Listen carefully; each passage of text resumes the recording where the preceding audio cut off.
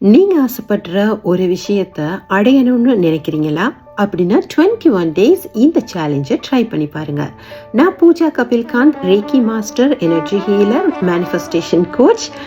இந்த விஷயத்தை இப்போவே நீங்கள் ட்ரை பண்ணலாம். காலையில் எழும்பி குளிச்சுட்டு வந்ததும் ஒரு க்ரீன் பென் எடுத்துக்கோங்க.